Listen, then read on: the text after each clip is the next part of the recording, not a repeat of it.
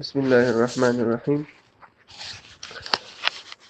بیت رضوان اور نصرت مہدی کے لیے بیت میں مماثلت اور دونوں کی اہمیت۔ لقد رضی اللہ عن المؤمنین اذ یبایعونک تحت الشجرۃ فعلم ما فی قلوبهم فانزل السکینۃ علیہم واصابهم فتحا قریبا ومغانم کثیرۃ یأخذونها الی آخرہ۔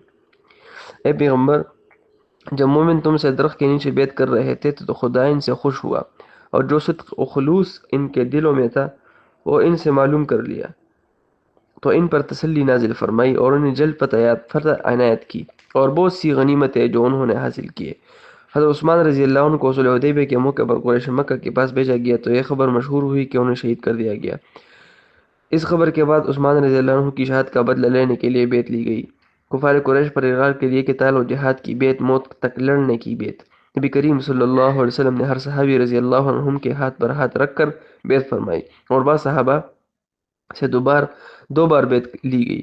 اللہ رب العزت اس بیعت میں سے نہایت خوش ہوئے۔ جس درخت کے نیچے بیعت لی گئی اسے نہایت عزت کی نظر سے دیکھا جاتا تھا، جبکہ اس امکانی بلکہ بعد میں واقع نہ ہونے والے جہاد کے لیے بیعت کرنے والوں کو مغفرت کی بشارت ملی۔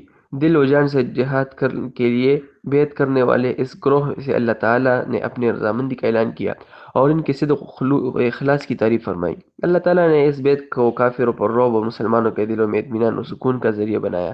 اسی بیعت کو عنقریب فتح حاصل ہونے کا زینہ قرار دیا گیا۔ ایسے ہی یہی بیعت آئندہ فتوحات میں بھی حاصل ہونے والی غنیمتوں کا بھی پیش خیمہ ثابت ہونے کی بشارت ہے۔ امام مہدی کی بیعت سے پہلے علماء کرام کے ہاتھوں بیعت نصرت۔ بیعت رضوان کے نتیجے میں نہ تو لڑائی ہوئی اور نہ ہی اس سفر میں جنگ کا ارادہ تھا، بلکہ صرف عثمان رضی اللہ عنہ کی شہادت کی خبر سننے کے بعد مسلمانوں کا بدلہ لینے کے لیے متفق کرنا تھا۔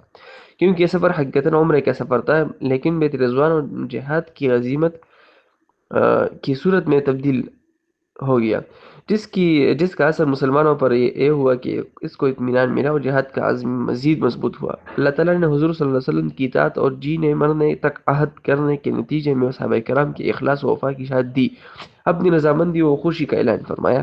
امام مہدی کے بیعت سے پہلے علماء کرام کی ہاتھ بیعت کو اگر اس نظر سے دیکھا جائے تو یہ بیعت بھی ایک عظیم بیعت ہوگی، کیونکہ امام کی بیعت اور اس کے بعد ہونے والی جنگوں کا پیش خیمہ ہوگی، لہٰذا بیعت الرضوان کی طرح یہ بیعت بھی نہایت عالی شان اور مرتبے کی حامل ہوگی۔ حالانکہ بیعت رضوان میں صرف ممکنہ لڑائی تھی اور اس میں یقینی لڑائی ہوگی، اس وجہ سے بیعت رضوان کے بعد جو اطمینان و سکون نصیب ہوا وہ فتوحات و غنیمتوں کا نہ ختم ہونے والا جو سلسلہ شروع ہوا، ایسے ہی امام مہدی کے بیعت کے بعد بھی ہوگی۔ امام مہدی کے بیعت میں شرکت کرنے والے